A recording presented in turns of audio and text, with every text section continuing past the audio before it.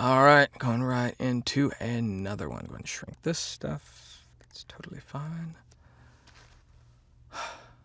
Let's do this.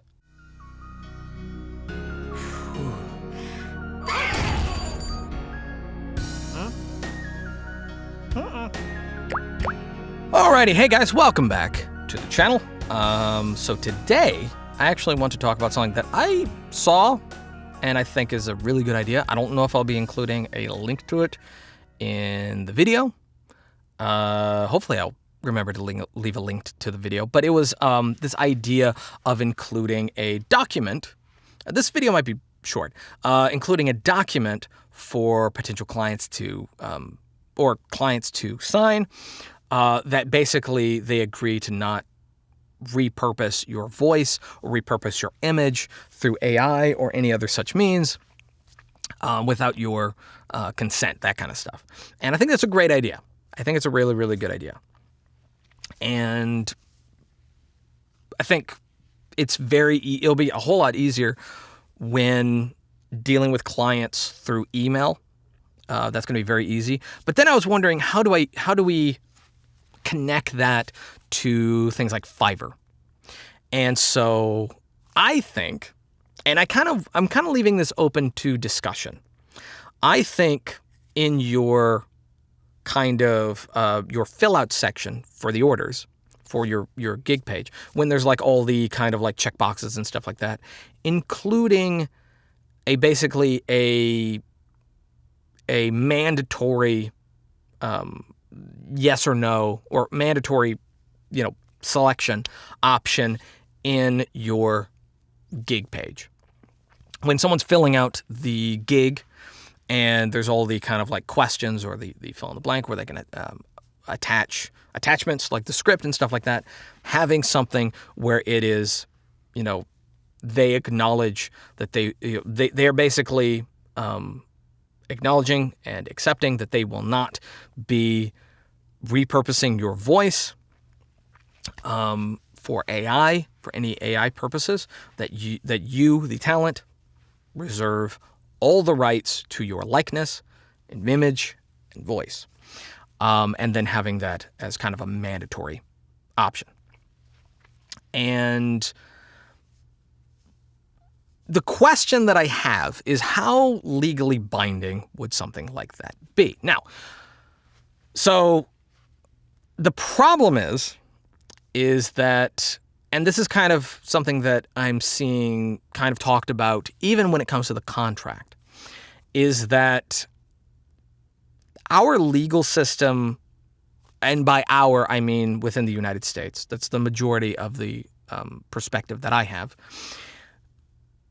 doesn't supersede anybody, but doesn't really branch out past the United States. So let's say someone from China, India, Japan signs a contract where basically they're saying that they're not going to be repurposing your voice. And then they do. They're in another country that has a completely different legal system.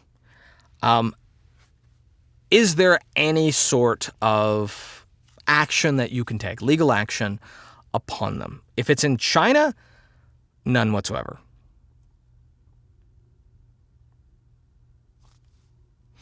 And this is something to kind of think about. Yes, within the United States, a legal document, even within the UK, any country where we have a very strong connection, Canada is another great example.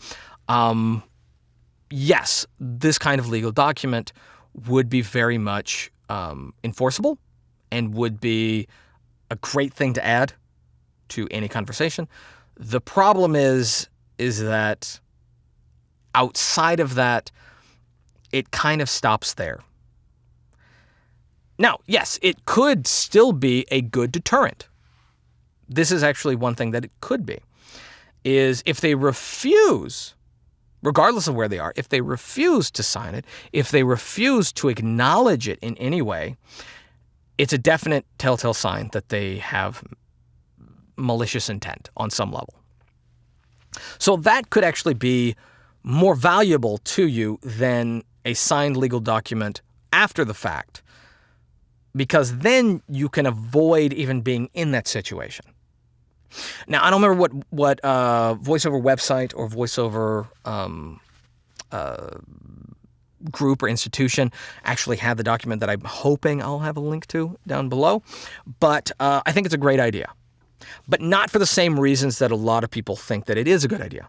Not for the sake that if they do use your likeness or do repurpose your voice, that you'll be able to sue them.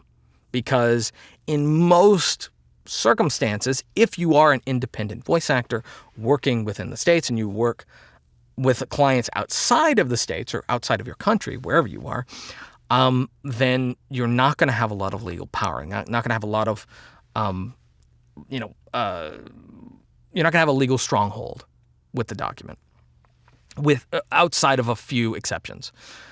But this is a good way of deterring potential theft. It is a good way of kind of at least alerting you to the idea that the client that you're talking to may not be on the level. Now, this is actually kind of something that I've already employed in my Fiverr. And it's kind of something that I already employ as just kind of like a general rule. And it's kind of the same tactic, and I've talked about this before, when using, in my Fiverr gigs, I was noticing very early on that there was a lot of people saying that their project was a student project. But it wouldn't read like a student project. And if you've been doing this for a while, you can tell. And after a while, I decided to include something. If this is a student project, you have to include student ID. Now, I'm not going to check the number, though I can. I probably can. You can go, I mean, if it has the university, you can go and check the university, and I'm sure there's ways of like calling and checking, or going online or doing something. I don't want to, give any information as far as like how you'd be able to do something like that, because then it kind of like teeters on the edge of like doxing and stuff like that. But if this had actually happened many, many times, is that the client would say that it's a student project, and I would ask for student ID. Basically proof of university intuition or university involvement, rather, enrollment, and kind of the class information. Just kind of some information on the project, the student project. And they would refuse to give that information. They would refuse to include a student ID. They would refuse to even say what university it was. And this was a telltale sign that it was not on the up and up.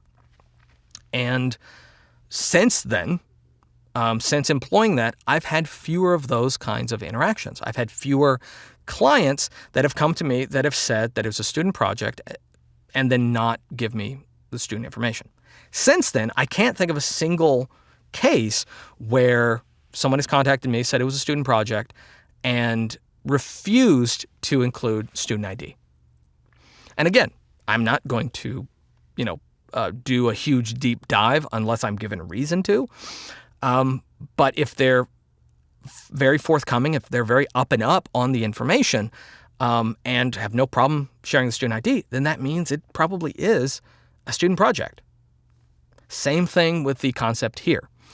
By just listing that this is important to you, and by, making it mandatory that they give some level of insurance, you're kind of doing almost an interrogation of the potential client or client to try to find out if it is in fact a legit project and that they are in fact on the level. That is the benefit of this kind of tactic. This is not something that you should be ashamed of or afraid of. This is not like some kind of dirty tactic. This is not kind of, calling all of your clients a liar. This is nothing like that. This is very, safeguarding yourself. This is, I think, a very legit and appropriate method for going that extra mile. And I think that's totally fine. I would definitely recommend including something like that, definitely in your Fiverr, because that's where we can get a lot of people, trying to take advantage of you. and having something like this on hand for pretty much all your clientele. Now, it is not something that you can use in all situations if you do find out that your voice has been cloned, because in some countries, there's literally nothing you can do. And that's the sad truth. But if they refuse, then you refuse. That's the rule. That should be the rule now. And I think it's a good idea. I think it's a good tactic. And I think that's something that we should all consider on some level, having some variation of this. So I hope that helps. This is a weird and crazy time. We're all trying to figure this out. We're all trying to deal with some shit on the AI level. And I hope that when it's all said and done, we'll have a good solid foothold and none of us will be just raked over the coals. So anyway, that's going to be it. Thank you guys for watching. If you liked the video, give it a thumbs up. If you didn't, give it a thumbs down. Totally fine. Subscribe if you're new, bell for notifications, and leave down in the comment section below. Like to see me cover any other topics, or if you have any objections or anything that you'd like to add to this conversation, leave that down below. But just in case, if you do have an objection, and then I do respond with a rebuttal, don't get weird about it. I mean, just because you're allowed to comment doesn't mean I'm not allowed to reply. It's weird. Doesn't mean that I'm going to be hating on you. I don't think I've ever hated on anybody who's left a comment, unless they've been incredibly rude and shitty and they just been throwing slurs around. That has happened. I will come at you if you do that. But if it's just you're calling me an idiot and you live a detailed response, that's fine. It's totally fine. That's it. I don't know why I have to say that. The internet's weird. That's it. So until next time, peace.